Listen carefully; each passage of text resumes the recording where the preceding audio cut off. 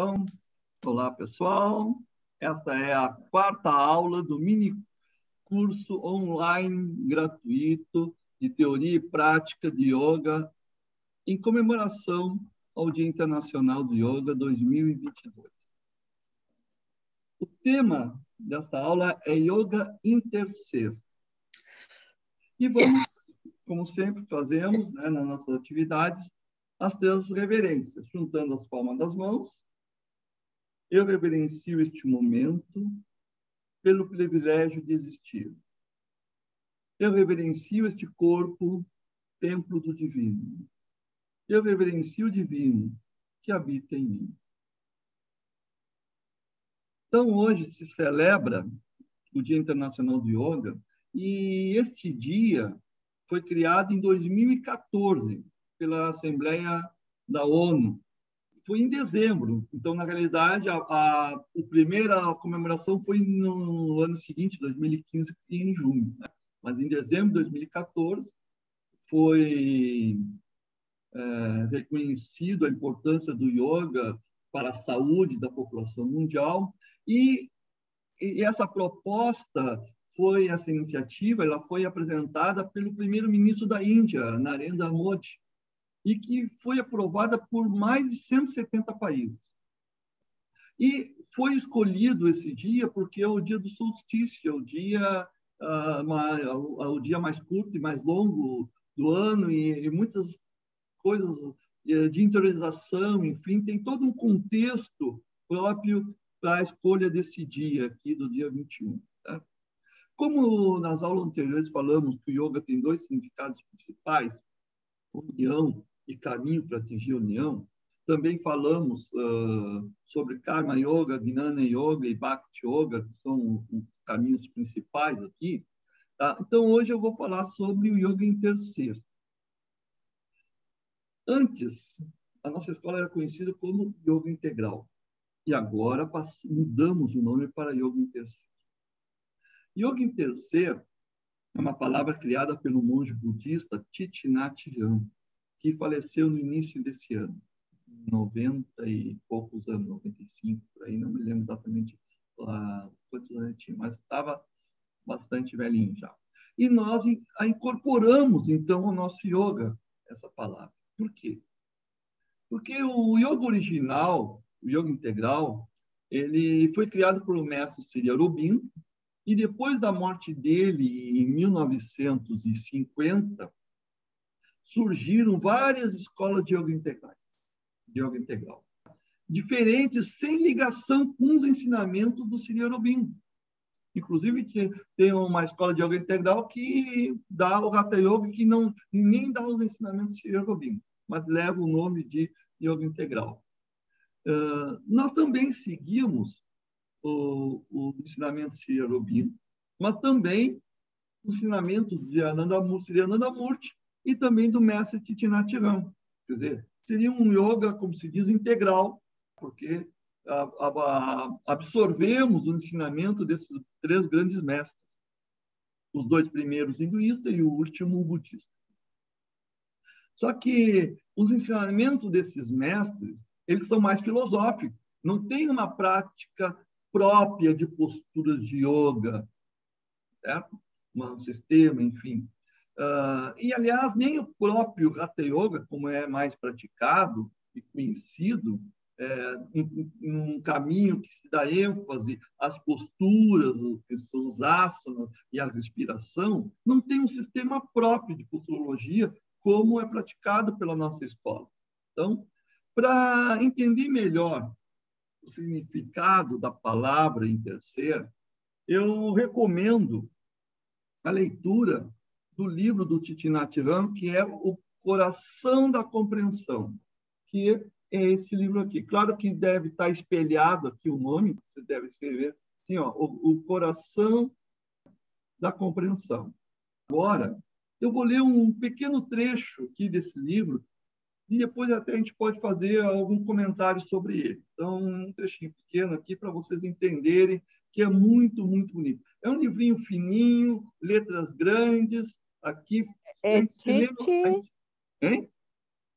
O autor é o Thich Nhat Hanh.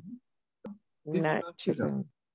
Mas depois eu coloco para vocês a capa do livro com a foto, porque aqui acho que está espelhado e fica difícil de vocês entenderem aqui, né? Está ao contrário aqui. Então, me permita aqui que eu vou ler um trechinho aqui. Se você for um poeta, verá claramente que há uma nuvem flutuando nesta folha de papel. Aqui a nuvem, né? Que está na capa aqui. Sem a nuvem, não haverá chuva. Sem chuva, as árvores não podem crescer. E sem árvores, não podemos fazer papel. A nuvem é essencial para que o papel exista. Se ela não estiver aqui, a folha de papel também não pode estar aqui. A folha de papel também não pode estar aqui. É que eu estou lendo e eu também olho aqui para ver se alguém vai entrar, por isso que eu estou de um olho aqui e outro ali no computador. Tá? Então, eu repeti aqui. Logo, nós podemos dizer que a nuvem e o papel intersão. Interser é uma palavra que não está no dicionário ainda. Mas se combinarmos o prefixo inter com o verbo ser, teremos esse novo verbo, interser. Sem uma nuvem, não podemos ter papel. Assim, podemos afirmar que a nuvem e a folha de papel intersão. Se olharmos ainda mais profundamente para dentro desta folha de papel, nós poderemos ver os raios do sol nela. Se os raios do sol não estiverem lá, a floresta não pode crescer. De fato, nada pode crescer. Nem mesmo nós podemos crescer sem os raios do sol. Também, e assim, nós sabemos que os raios do sol também estão nesta folha de papel. O papel e os raios de sol intersão. E, se continuarmos a olhar, poderemos ver o lenhador que cortou a árvore e a trouxe para ser transformada em papel na fábrica. E vemos o trigo. Nós sabemos que o lenhador não pode existir sem o seu pão diário e, consequentemente, o trigo que se tornou seu pão também está nesta folha de papel. E o pai e a mãe do lenhador estão nela também. Quando olhamos desta maneira, vemos que sem todas estas coisas, esta folha de papel não pode existir. Olhando ainda mais profundamente, nós podemos ver que nós estamos nesta folha também. Isso não é difícil de ver, porque quando olhamos para uma folha de papel, a folha de papel é parte de nossa percepção. A sua mente está aqui dentro, e a minha também. Então, podemos dizer que todas as coisas estão aqui dentro dessa folha de papel. Você não pode apontar uma única coisa que não esteja aqui. Tempo, espaço, terra, a chuva, os minerais, o solo, os raios do sol, a nuvem, o rio, o calor. Tudo coexiste com esta folha de papel. É por isso que eu penso que a palavra interser deveria estar no dicionário. Ser é interser. Você simplesmente não pode ser por você mesmo, sozinho. Você tem que interser com cada uma das outras coisas. Esta folha de papel é porque tudo mais é. Suponha que tentemos retornar um dos elementos à sua fonte. Suponha que nós retornemos ao sol os seus raios. Você acha que essa folha de papel seria possível? Não. Sem os raios do sol, nada pode existir. E se retornarmos o lenhador à sua mãe, então também não teríamos mais a folha de papel.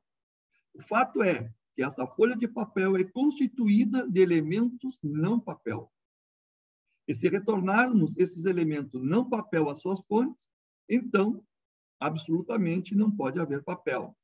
Sem os elementos não papel, como a mente, o lenhador, os raios do sol e assim por diante, não existirá papel algum. Tão fina quanto possa ser essa folha de papel, ela contém todas as coisas do universo dentro dela. Esse é um pequeno trecho desse livro, capítulo explicando por que o terceiro um significado muito bonito. E como o nosso yoga integral, ele interser, né, com os diferentes conhecimentos de diversos mestres, então adotamos, né, essa palavra, o nosso yoga, até porque havia confusão com o antigo nome da nossa escola Yoga Integral, porque tinha outras escolas no Rio de Janeiro que praticavam o Yoga Integral, mas não usando a nossa metodologia, a nossa posturologia, as nossas técnicas e abordagem como nós colocávamos. Tinha o mesmo nome. Então, as pessoas ficavam confusas. Eu tenho o Yoga Integral do fulano, seu plano, achando que tudo é a mesma coisa, e não é. O yoga é muito amplo. Então, se vocês quiserem fazer alguma pergunta, algum comentário sobre isso também, antes de eu continuar a passar para os ensinamentos do próximo mestre, aí, o que acharam desse livro, desse comentário, dessa palavra? Então, o que nós estamos fazendo aqui é intercer, né, essa relação aqui. Então, eu achei muito inspirativo a filosofia desse mestre, e eu tenho vários livros dele, eu leio, eu sigo todos os ensinamentos dele, procuro, né, seguir também o ensinamento desse mestre. Então, se vocês não quiserem fazer nenhum comentário, eu posso continuar, tudo bem? Tranquilo? Pode ser? Então, agora, veremos ensinamentos do Yoga Integral de Sri Aurobindo, original aqui. E o Sri Aurobindo, ele propõe a integração completa e dinâmica da personalidade. E essa integração se faz em 3 níveis: integração psicológica, integração cósmica, integração existencial. A integração psicológica, ela considera a harmonização de todos os conflitos da nossa personalidade, em particular daqueles impulsos e necessidades instintivas, inconscientes, que se contrapõem à vontade racional da nossa mente consciente, que é modelada, muitas vezes, por forças sociais, culturais, da comunidade da qual a gente pertence. A integração psicológica, ela implica no crescimento harmônico da personalidade e uma atenção equânime de todas as necessidades fundamentais da nossa natureza e do nosso psiquismo. Então, a personalidade, ela se articula em volta do ego, e só é equilibrada e transcendida com essa integração também existencial e espiritual. Então, na visão de Sri Aurobindo, o ego se cristaliza como uma centelha da consciência na dimensão espiritual. E a realização espiritual supõe a morte do ego e a dissolução completa da individualidade, pois toda individualidade é ilusória. O ego nada mais é que um obstáculo à verdadeira iluminação. E aqui podemos fazer uma metáfora com uma gota d'água, a individualidade, a gota d'água que se dissolve no oceano cósmico da vida, Deus, né? Então, seria a mesma coisa, essa dissolução. Nós somos todos divinos aqui. Então, quando se fala da morte do ego, da individualidade, muitas pessoas se assustam e, por medo, se agarram, não desejando a morte. Né? Ninguém quer morrer. Dessa forma, atrasa o seu desenvolvimento. O medo é um obstáculo. Agora, se olharmos por outro ângulo, a morte nada mais é que uma passagem de um estado para o outro. Não precisa ter esse medo. Por exemplo, vou dar 2 exemplos aqui. A criança quer ser adulto, mas quando a criança chega à fase adulta, perde o seu eu criança e passa a ter um eu adulto. Um outro exemplo é a lagarta que se transforma na borboleta. É todo um procedimento, é uma passagem. Então, esses são 2 exemplos dessa união, dessa individualidade. A gente continua a ser. Então, o meu eu criança, eu continuo na minha jornada, mas eu perdi o meu eu criança. E agora estou nessa fase. Então, agora, segundo ponto, vimos a integração psicológica. A integração cósmica. A integração cósmica considera que jamais poderemos alcançar a integração plena do psiquismo se ignorar a relação existente entre o psiquismo e a natureza, entre sociedade e universo. No universo não existe nenhuma entidade completamente isolada, fechada em si mesma. Por exemplo, um átomo existe na medida que se relaciona com o seu campo energético. Uma planta cresce na medida que está no meio composto por água, ar, luz, o solo. Um animal, ele vive e se move, interatua com a própria espécie, com outros e outras espécies, e, finalmente, o ser humano se desenvolve na medida que pode interatuar com a natureza, com a sociedade e também com o eterno, o absoluto, consciência superior, cósmica. Então, existir é relacionar-se, é interser, como estava falando antes. E, nesse sentido, essa relação é absolutamente vital para a existência. A primeira relação ao nascer é com a nossa mãe. Por contrário de muitos animais, nós não sobrevivemos sem o auxílio dela ou de outra pessoa. Somos indefesos quando nascemos. Tem alguns animais que já nascem só, enfim, que nem, por exemplo, da tartaruga. A tartaruga põe os ovinhos e depois ela floresce e as tartaruguinhas vão para o oceano e vão sozinhos sobreviver. Não tem é um exemplo aqui que eu estou dando. Então, para o nosso desenvolvimento psicológico, que seja saudável e pleno, é necessário manter uma relação integral no nosso meio, tanto natural quanto social. O ser humano é um ser social por natureza. Então, ar puro, água limpa e comunhão com a natureza são essenciais para o nosso desenvolvimento mental. Então, essas coisas estão cada vez mais difíceis com a poluição do ar, da água, a devastação da natureza. Enfim, para o crescimento, então, harmônico da personalidade, é de vital importância experimentar um sentimento de unidade com a natureza e de reverência em toda forma de vida existente. Então, por último, a integração existencial. A integração existencial, ela considera que, para o desenvolvimento harmônico da personalidade, é necessário ter contato com a essência atemporal da existência, ter uma visão integral da multidimensionalidade do ser. E isso está baseado em 4 princípios fundamentais da existência: aspiração, ação, meditação e amor. Então, o desenvolvimento do ser humano, espiritual dele, né, implica numa escolha e um compromisso que começa com uma determinada decisão de descobrir a essência última da existência, realizar Deus.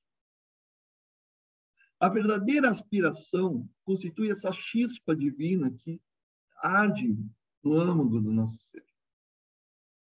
Essa aspiração inicial, ela implica por uma procura sincera do eterno, do divino, e a resolução firme de organizar nossa vida sob esses valores espirituais.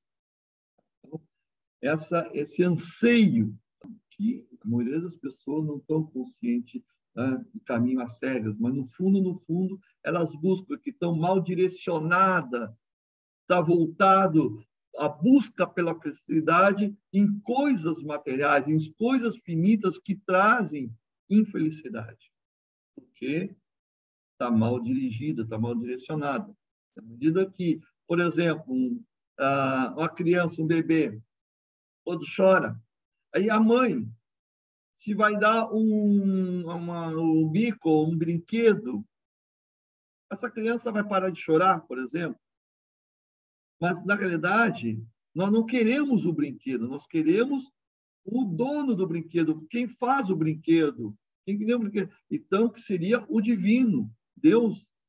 Cara. Se a gente busca, muitas vezes as pessoas se perdem com esses brinquedos, com essas tentações da vida, seguindo os desejos, e isso muitas vezes nos traz infelicidade, na maioria das vezes, porque ela termina que tudo na vida é transitório, impermanente, como fala o budismo, no caso. Né?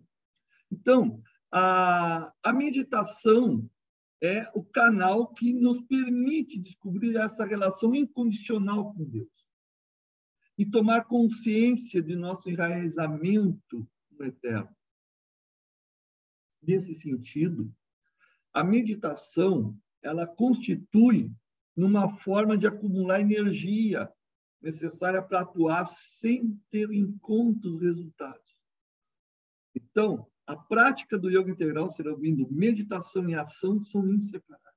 Meditar, tá? No início, muitas vezes, a gente aprende a meditar, então você tem que parar, sentar, fechar os olhos, mas também existe a meditação caminhando, a meditação de olhos abertos, quando a gente está fazendo a nossa atividade, é um outro estado, está em estado meditativo. Só que, inicialmente, tem que se também ter esse lado como exercício dessa prática inicial de fechar os olhos e parar, fazer uma meditação estática sentada. Mas depois, em outros estágios, também se faz a meditação caminhando, enfim, em atividade.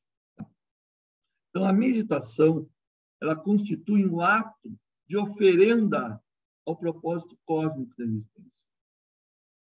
E sua prática, ela exige observação e aceitação compreensível de todos os nossos pensamentos, desejos, impulsos, lembranças, tudo que surge à nossa mente. A gente fecha os olhos, tem uma multidão dentro de nós.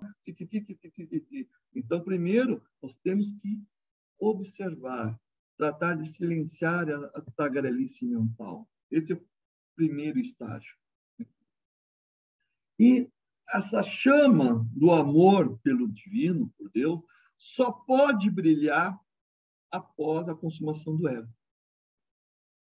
Consequentemente, o abandono das noções que estão arraigadas como bem e mal sobre Deus e demônio, existem crenças tão limitantes que estão muito arraigadas dentro de nós. E a gente precisa se libertar dessas crenças limitantes aqui.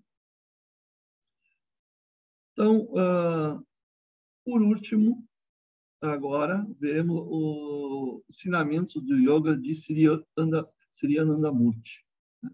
Então, em 1955, ele criou uma organização internacional chamada Ananda Marga, que significa o caminho da felicidade infinita. Então, eu vou falar alguns ensinamentos desse mestre. Para ele, a vida é um caminho, uma trajetória da imperfeição para a perfeição. Nós estamos nessa jornada. Né? Somos imperfeitos, um processo de rumo à perfeição.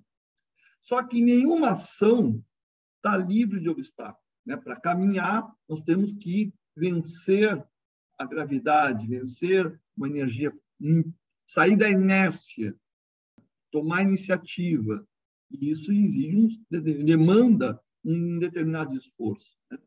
Então, a missão do ser humano é avançar em direção ao divino, a Deus, consciência cósmica.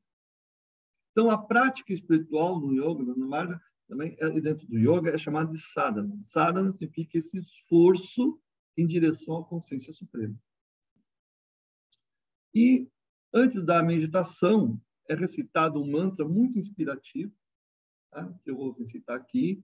E esse mantra O significado dele significa vamos mover juntos, irradiar um só pensamento, conhecer as nossas mentes juntas, compartilhar as riquezas como sábios do passado, para que todos desfrutem do universo, que nossas aspirações sejam unidas, que nossos corações sejam inseparáveis, que nossas mentes se tornem uma só, para que vivamos em harmonia. Então, alcancemos essa união com o divino. Então, essa é a tradução desse mantra que eu vou recitar agora. Sangachadvam, samvadadvam, samvomanansi, janatam, devamagam, jatapure, sanjanana upasate, samani ayakuchi, samana vidayaniva, samana mastu bhano, jatavasu sahasa. Então, esse é o mantra, né? Muito lindo que tem essa tradução que eu falei antes. Bom, entre as inúmeras mensagens espirituais de Anandamurti, tem uma que resume bem o propósito da nossa vida, né? Que eu acho muito inspirativo, que é, ele diz que a civilização humana é um maravilhoso jardim com inumeráveis flores e perfumes, e devemos cuidar de cada flor. Então, esse é o nosso papel como yogis, como praticante do yoga. Ver, tem algumas flores que têm alguns espinhos, mas nós devemos tratá-las também. Não é porque uma rosa tem espinho, mas existe a beleza da rosa, mas tem seus espinhos também. Então, nós temos que nos defender dos espinhos, dos obstáculos. Mas todos, né, tem essa metáfora da civilização humana como um jardim, eu acho assim fantástico, realmente. Bem, então, é com esse propósito que eu criei o Instituto de Educação e Cultura chamado Interser. Quer dizer, dentro do yoga, desse instituto, a parte do yoga é yoga Interser. Então, eu queria ver com vocês agora, se tem alguma pergunta sobre esses três mestres, alguma coisa, para que depois a gente possa dar continuidade e falar um pouquinho da meditação, e vamos meditar também agora, fazer a prática de alguns minutos de meditação. Antes da gente também, depois da meditação, a gente continua mais um pouquinho. Tá? Mas antes, sobre essa parte que eu falei desses três mestres, dessa mensagem, eu sei que a Jaqueline, ela conhece mais essa parte profundamente, o Sri Anandamurti. Não sei se tu conhecia sobre a Aurobindo, Thich-Nhat-Hanh, se já tinha lido alguma coisa desses mestres, Jaqueline? Tá, o som, microfone. Tem que liberar o microfone. Não conhecia o primeiro, o Tita. Thich-Nhat-Hanh. Thich-Nhat-Hanh, né? Ele é vietnamita, né? Então, por isso que a pronúncia, às vezes... Mas ele é muito inspirativo. Qualquer livro que a gente leia dele, ele é fantástico, uma linguagem bem simples, no caso. E Sri Aurobindo também tem livros agora em português. Até tem 2 livros lançados há pouco tempo dele, que foram traduzidos. Só que a linguagem de Sri Aurobindo, ela é um pouco mais complicada, vamos dizer assim, filosoficamente falando, no caso. Tem que ler e reler. É muito bonito. E aqui eu tenho, para mostrar um livro, ó, A Síntese do Yoga. É um livro grosso, capa dura. Ó.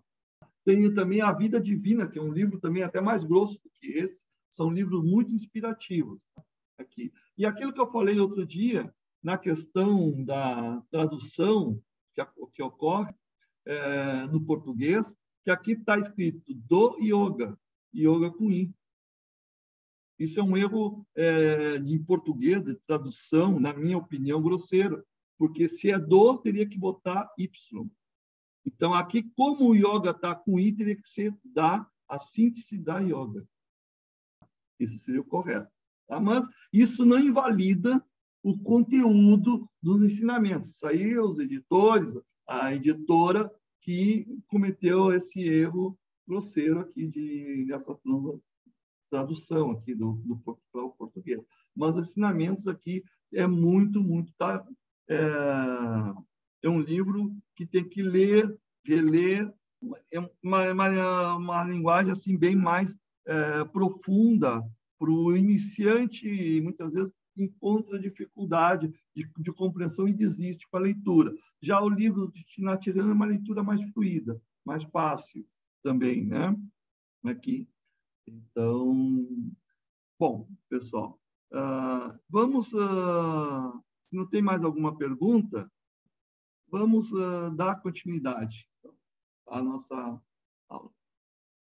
Então, da mesma forma que a qualidade de vida física depende do ar que respiramos, do alimento que ingerimos, dos exercícios físicos apropriados que devemos fazer.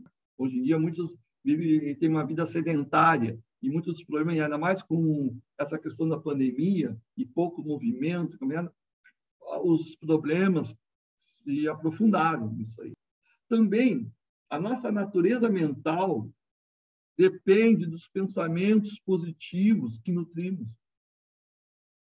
A nossa natureza espiritual depende da arte de cultivar a paz, a harmonia consigo mesmo, com os outros ao redor. Então, por isso que agora vamos praticar a meditação por alguns minutos. Vamos fazer uma meditação de 5 minutos. Vou agora explicar como é que a gente vai fazer essa meditação. O ideal é que esteja sentado numa posição cômoda, pode ser numa cadeira ou no chão, enfim. O importante não é se está de pernas cruzadas ou não. O importante é a coluna tem que estar ereta. Eu vejo muitas pessoas que sentam em lótus de pernas cruzadas e ficam com a coluna toda curva. Não interessa, não, sabe? A postura de lótus não adianta nada, porque a pessoa está toda curva. Não.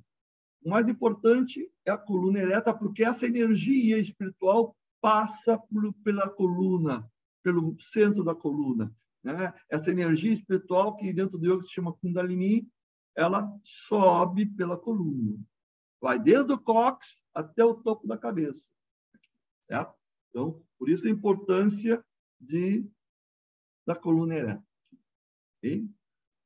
E também, o que nós vamos fazer no processo? Primeira coisa, com o polegar, eu vou pedir, não faço, eu só vou explicar e depois a gente vai fazer. Primeira coisa que a gente vai fazer com o polegar, esfregar aqui no meio entre as sobrancelhas. Fazer friccionar por alguns minutos. Minutos não, desculpa, alguns segundos, assim, nesse processo. Esfregar, ok? Depois eu vou mandar baixar a mão e nós vamos, então, colocar as mãos sobrepostas, os polegares unidos, ligeiramente, assim. Apoiamos as mãos no colo, sobre as nossas pernas. Tá? Por que essa posição? Às vezes as pessoas meditam também, que é muito comum com as mãos assim, esse mudrar aqui. Esse mudrar também ele é interessante. Esse mudrar são gestos com a mão reflexológica. Esse mudrar ajuda a tirar o estresse, as preocupações, a interiorização. Esse mudra que se coloca sobre as pernas, também com as mãos voltadas para cima, que é assim. Eu prefiro esta posição de mãos porque eu coloco como eu chamo do despertador. O mudra, o gesto do despertador. Porque quando nós estamos meditando, muitas vezes a gente não medita, dormita, como eu digo, né? A pessoa começa a relaxar e os dedos começam... Opa! Atenção, eu tenho que estar presente no aqui e agora. E aí a gente acaba entrando em devaneio, divagando. A gente começa a pensar, e a mente viaja. E aí, quando a gente viaja, se distrai, o que acontece? Os dedos se afastam. Cai, a gente relaxa. Aqui eu estou presente, no aqui e agora, evitando que... Por isso que eu prefiro esta posição de mãos. Embora pode, como eu disse, a gente medita caminhando, medita nas posições, mas quando a gente está o iniciante e praticante e que tem essa dificuldade de concentração, existe certas posições que a gente faz, certos mudras aqui. Porque assim, ó, a pessoa tem dificuldade de meditar por quê? Porque falta concentração. Mas por que a pessoa não se concentra? Porque não presta atenção. Por que a pessoa não presta atenção? Porque respira mal. E tem uma má postura. Tu viu que é toda uma cadeia. Então, por isso, a gente adota determinadas posições que vão nos facilitar a entrar nesse estado meditativo. E essa posição das mãos é uma. Essa posição aqui, desse gesto aqui, também vai facilitar a acalmar os nossos pensamentos, esse turbilhão, essa grelice mental. Inclusive, não só durante a meditação, por exemplo, quando a pessoa está muito nervosa, agitada, ou mesmo um bebê muito agitado, se tu faz essa massagem assim, é como tirasse com a mão as preocupações. Ajuda a esse processo. E aí nós vamos fechar os olhos e de olhos fechados nós vamos voltar a atenção para a ponta do nariz. Aqui, de olhos fechados, volta a atenção para a ponta do nariz. E a língua, colocar atrás dos dentes, assim, ó. Pressionar. Né? Aqui assim. Isso tudo vai nos ajudar a ficar nesse estado de atenção plena aqui. É o estado inicial. E aí nós vamos observar a nossa respiração. E no ritmo da respiração, nós vamos mentalmente repetir, ao inspirar, paz, ao expirar, amor. E assim nós vamos continuar respirando e repetindo mentalmente, paz e amor. E esse processo vai fazer que nós sintamos a expansão da nossa consciência. Esse é o processo. E vamos, então, começar esfregando aqui entre as sobrancelhas. Podem começar a esfregar por alguns instantes. Uma pressão média, pessoal. Não muito fraquinho, não muito forte. Uma pressão média. Esfreguem assim rapidamente. Isso vai auxiliar a concentração.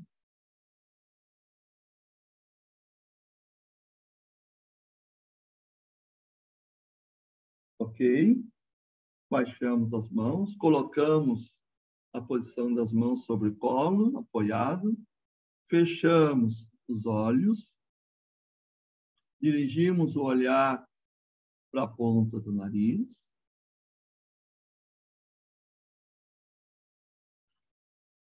E mentalmente vamos conectar no ritmo da respiração, ao inspirar paz, ao expirar amor.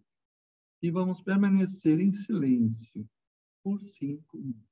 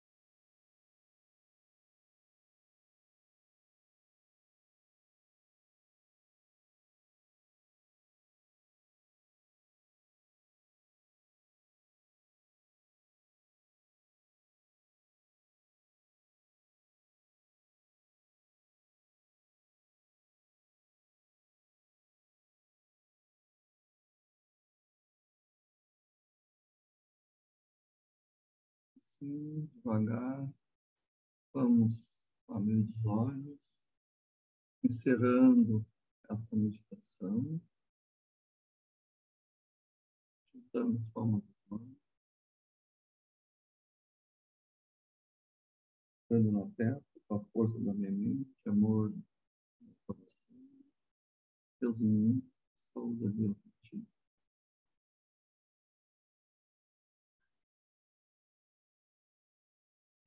Os olhos e retornamos.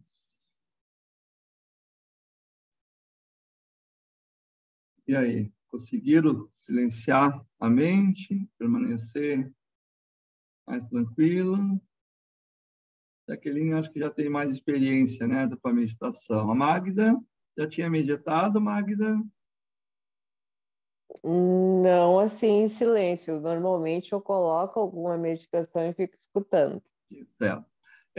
Mas Na não é fácil realidade, a silenciar a meditação mente. ajuda, isso não seria bem uma meditação, é um relaxamento guiado. Mas a meditação tem que ser silenciosa, né? Tem que ser silenciosa, certo? No início é válido colocar uma música, porque existem tantos barulhos externos da rua, então, às vezes, no início coloca uma música para direcionar. O que a gente está colocando aqui são palavras, né, em português, já são dentro do yoga, normalmente se usa mantras em sânscrito, e eu procuro, no início, evitar os mantras em sânscrito, colocar um yoga mais acessível, usando palavras em português, evitando o sânscrito. Que isso, eu acredito, na minha opinião, que aproxima mais as pessoas para a meditação. Então, essa é uma... Eu dei muitos anos aula para criança numa escola aqui estadual e municipal aqui de Porto Alegre durante 10 anos. E o que eu observava que nesses bairros de crianças carentes, havia muitas mães e coisas assim que tinham restrições ao yoga e à meditação por causa do hinduísmo, porque eram evangélicos, porque eram, né, crentes, enfim. Então, eu evitava o uso de toda a parte hinduísta e colocava coisas neutras. Então, por isso que comecei a usar o amor, a paz, que vai diminuir a violência que impera, né, nas escolas, enfim. Esse projeto que eu tinha nas escolas, eu dava uma vez por semana e a diretora da escola me dava o que eu chamo assim a nata das crianças, sabe? Aquelas mais violentas, mais perturbadoras, para diminuir, tirar pelo menos a violência, a agressividade que tem. Eu tenho uma conhecida, diretora de um colégio, que ela diz que frequentemente tem na gaveta lá um conjunto de facas, que ela tira dos alunos, que da mochila que vem, sabe? Quando vê, sabe? Tem uma gaveta cheia de faca que ela tira dos alunos. Imagina, sabe? Tem uns que vão armados com faca e aconteceu até de ir com arma de fogo. Imagina o grau, o índice de violência que impera aqui. Então, a meditação, hoje em dia, é uma necessidade. Claro que, para crianças, dependendo da faixa etária, por exemplo, quando eu digo criança, é criança nos primeiros anos escolares, né? 6, 7, 8 anos, a meditação é curtinha. É uma meditação, quando é muito pequena, uma meditação de 1 minuto. Se a pessoa consegue ficar 1 minuto, sabe, já é uma vitória. E durante um tempo, que eu dava aula também a parte corporal, as posturas, enfim, fazia jogos, um yoga bem lúdico, né? E, claro, às vezes as crianças, né, algumas, ultrapassavam os limites, faziam um pouco de bagunça. Eu tolerava até certo ponto essa bagunça, no caso. E aí passou do horário, terminou a aula. E aí eles reclamaram, e aí o relaxamento e meditação? Vocês bagunçaram a aula, não deu, perdeu. Então, o castigo foi não dar o relaxamento e a meditação. Esse foi o castigo. Eu cortei de propósito o relaxamento e a meditação. Eles reclamaram. Entendeu? Não, mas queremos, né? Então, isso, e depois de um tempo, Eles pediram para aumentar o tempo, 1 minuto não, queriam 2 minutos, sabe? Então, a gente não impõe um tempo, 5 minutos, 10 minutos, 15 minutos, não. Tu tem que dar e fazer com que eles solicitem mais. Então, sabe, partem dele, é estimular. Então, a meditação tem essa beleza, né? Aqui. E hoje em dia, depois de anos, muitos dos meus alunos, crianças, hoje já têm família, têm filhos, e ainda eu mantenho relação com eles, e são aquela semente que eu plantei, realmente, em alguns, né, floresceu, outros não, mas não importa, como eu falei antes, a gente tem que plantar, e o resto, o universo se encarrega, né, desse processo aqui. Então, quando a nossa mente ela não é guiada por pensamentos puros, a nossa natureza instintiva animal ela se manifesta com comportamentos irracionais e violentos. É o que a gente vê hoje em dia. Tá? Por isso, a importância da meditação nas nossas vidas e difundir, estimular que todos meditem. Não importa a técnica de meditação, tem N técnicas de meditação. Não importa se é com mantra, se é sem mantra, se é budista, se é hinduísta ou se é cristã, enfim, mas o importante é que a pessoa pratique aquela técnica de meditação que ela mais se identifique. Isso que é importante. E aqui também eu quero agora, para concluir esta aula, essa palestra aqui, falar de um outro livro, Luz no Caminho, da inglesa Mabel Collins, que tem muitos ensinamentos inspirativos. Tá? Eu não tenho aqui para mostrar o livro, tá? Ele é um livrinho também pequeno e pode ser baixado também na internet, se vocês quiserem ir em PDF, eu posso enviar também para vocês, também. Posso mandar por WhatsApp, quem desejar esse livro. Eu selecionei alguns ensinamentos dessa inglesa que viveu entre os séculos 19 e 20. Ela morreu por volta de 1920, por aí. Entendeu? Não me lembro exatamente, mas 1880, não me lembro exatamente a data de nascimento, mas é por aí o período de ensinamento. Vejam a beleza. E ela deu os ensinamentos em forma de paradoxos, em formas, né, chaves aqui. Então, eu selecionei alguns, só para vocês terem uma ideia, e aqui terminarem com a parte inspirativa. Né? Então, ela diz, lá no meio do livro, né, ela diz, mantém-te alheio à batalha que começas, e ainda que combatas, não seja tu o guerreiro. Procura o guerreiro e deixa-o combater em ti. Recebe suas ordens para a batalha e a obedeces. Obedece não como se fosse um general, mas porém como fosse tu mesmo, e como suas palavras fossem a expressão dos teus secretos desejos. Pois ele é tu mesmo, ainda que infinitamente mais sábio e mais forte do que tu. Que busca-o antes no flagor da batalha, possa deixá-lo de perceber. Então, o que ela quer dizer? Esse guerreiro que está dentro de nós, esse divino, esse general que está dentro de nós, ouvir a nossa consciência, a voz da consciência do nosso mestre interior e deixar ele atuar. Então, não sou eu que estou fazendo, mas é esse guerreiro, esse general que está atuando, e deixa fluir. Só que, muitas vezes, o nosso ego, não escuta a voz da nossa consciência, a nossa voz interior. Então, por isso, essa é a mensagem. Que ela continua.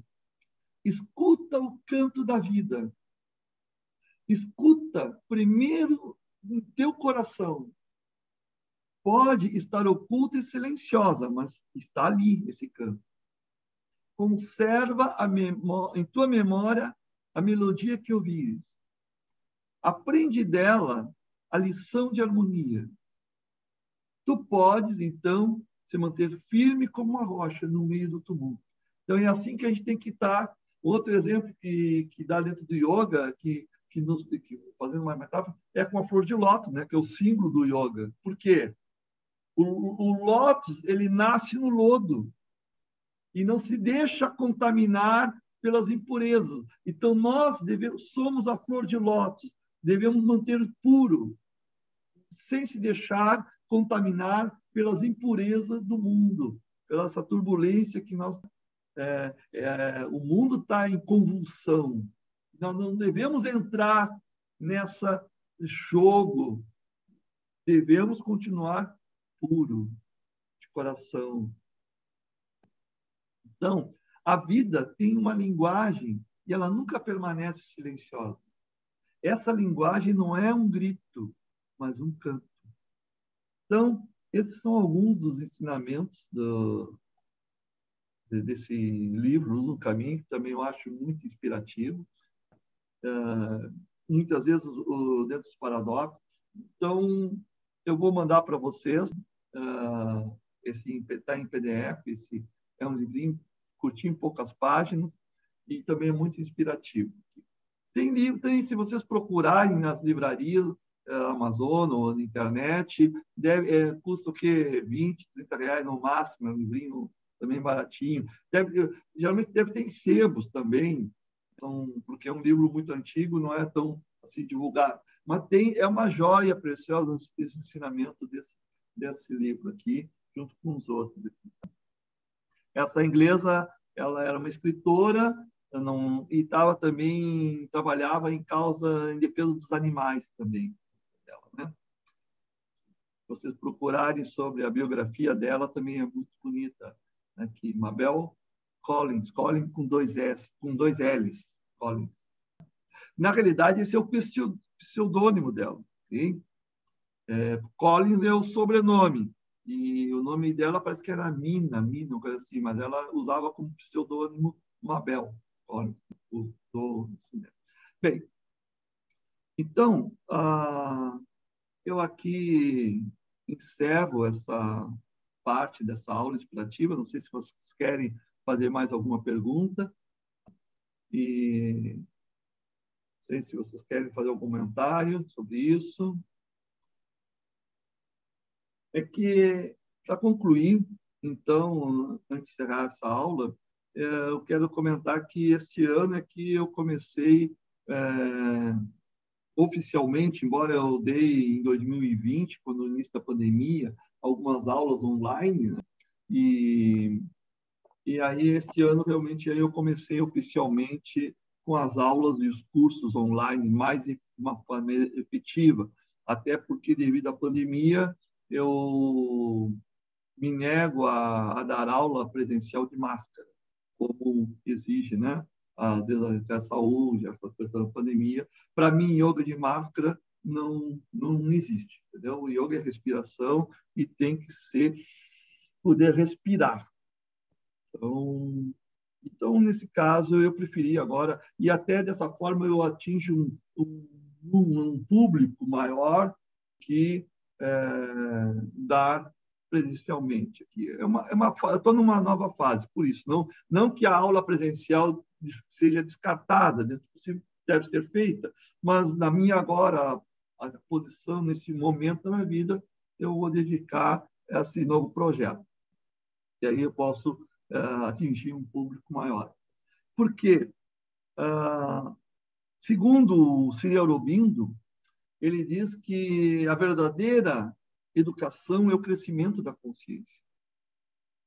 Então, o nosso papel é levar as pessoas esse conhecimento, fazer com as pessoas despertar esse conhecimento, sentirem atração por isso.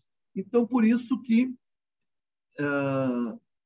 eu estou abrindo os cursos, tanto de yoga hinduísta, budista, cristão, taoísta, diversas técnicas, e interpretação também dos livros clássicos, como o Yoga Sutra de Patanjali, Bhagavad Gita, Hatha Yoga Pradipika, que é um livro clássico do Hatha Yoga, Vedanta, Tantra. Então, esse conhecimento realmente holístico, por isso que essa parte integral, esse interser de todos, esse conhecimento e como trabalhar com isso. E também trabalhar desde criança, adolescentes, terceira idade, com deficiência, com limitações físicas. Alguns anos atrás, inclusive, eu tive um aluno que era cego, né? E ele praticava yoga muito bem. É um desafio a gente dar aula para uma pessoa que não vê. Aí tu tem que colocar ela na posição, ver, enfim. Mas foi muito, muito bonito esse processo de ver a participação dessa pessoa que é cega. Tive, na realidade, dois alunos. Um era um rapaz que ele ficou cego na adolescência, teve um problema, ele enxergava, então não era cego de nascença, né? Ele enxergava, mas tinha uma capacidade assim de localização e enfim, quando tu pedia uma informação para ele, onde que fica tal local, ele sabia, ele indicava, olha, tu vai aqui, tem essa rua, esta, tu vai aqui, ele te dava todas as dicas de como chegar lá, sabe? Ele era cego, a gente dava informação. Teve uma outra que ia com um cachorro guia, né, um labrador, que deixava numa outra sala. Quando tinha na sala, às vezes, poucos alunos, o cachorro ficava dentro da sala de aula num canto. Aí, de vez em quando, na hora do relaxamento, coisa assim, o cachorro estava lá deitado, via um barulho estranho e ele levantava. Havia que a estava lá e ficava quieto. Então, é muito interessante o trabalho de desafio, realmente, de ensinar pessoas com limitações físicas. Assim.